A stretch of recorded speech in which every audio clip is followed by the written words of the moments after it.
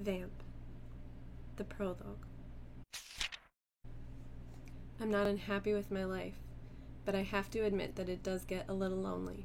Sometimes I feel stuck, like I'm frozen in time while everything and everyone moves freely around me. The whole process of people growing old, having kids, dying, the whole circle of life stuff. I'm slightly jealous that I'll never get to experience that. But I don't want to say that I have regrets, because everything I have done in my life was exactly what I wanted at one point.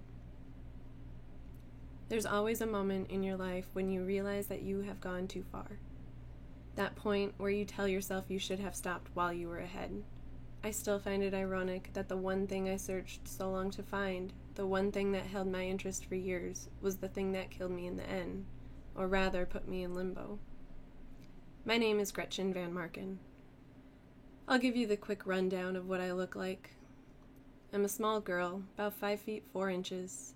I don't look like I weigh more than 120 pounds soaking wet. But if you ever felt the power of my punch, you would think my body is made of cold granite. I have bright green eyes. Scratch that.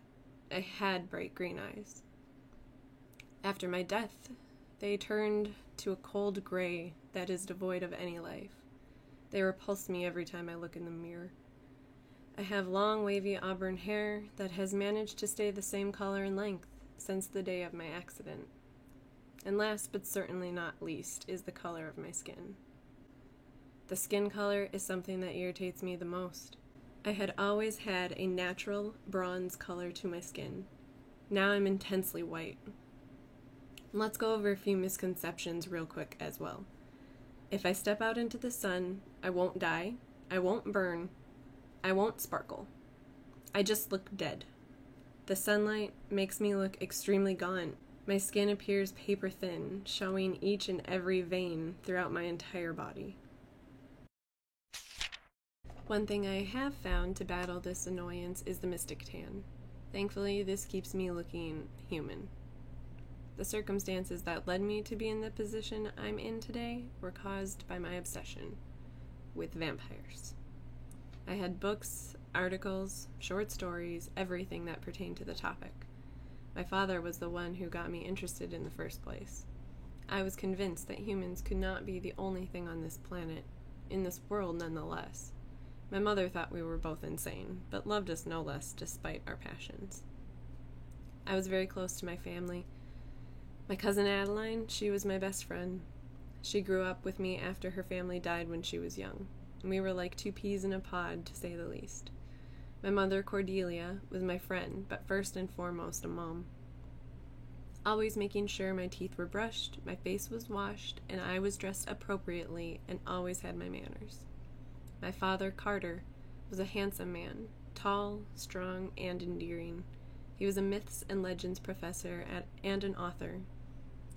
An interest passed down from one explorer to the next in his family lineage. His students adored him, and you knew not to take his class unless you had a sneaking suspicion that those tall tales were more than just stories. My father and I followed those tales all the way to Romania over 70 years ago. My father had been following a bunch of tips about a clan of vampires living in the tunnels under Romania. He was determined to find one, and I was ready to be right there by his side when it happened. We found what we had been searching for, but unfortunately it left my father dead, and I was cursed with having to live in this world the rest of its days. I wasn't drained of my blood and then forced to drink from the vampire who was trying to turn me. All it took was one bite. One painful bite. We can produce venom when we want to turn someone, and that venom is unlike anything on this world. We are also left with a scar from our bite. And while the rest of our body feels like ice, our scar is the only place that remains an average temperature of 98.6 degrees. I'll catch myself rubbing my thumb over my scar on the bottom of my ribs just to feel the warmth every now and then. The bite was painful, but the venom was excruciating. I thought for sure if my maker didn't drain me, the venom would be what killed me. It felt like fire scorching through my body. I remember writhing on the floor, scratching at my skin, screaming at the top of my lungs while the clan just watched and laughed. My maker, Vladimir, bit me right below my bottom left rib so that my scar would not show on my neck like so many others. I guess he was trying to do me a favor. He did many favors for me over the next few years until I was able to break free, which is very uncommon in most vampire clans. Usually your maker has to release you. But there were a few times I was able to block Vladimir's commands. They say it's impossible, and I've never met another vampire who could do it, so maybe it was just a fluke. After I was turned, I was faced with a huge moral dilemma. I didn't want to kill anyone so that I could be strong, but if I didn't eat, I would starve and die. It's very hard to restrain yourself when you're young. You always give in because the taste is so good. I don't like to feed off humans. I try to feed off stray animals, but nothing compares to human blood. Blood to me is like a glass of ice-cold water to a human on an extremely hot day. It's the only thing that can truly quench my thirst. Different blood types taste different, just like different wines and different beers. And I can smell any disease or infections in people's bodies.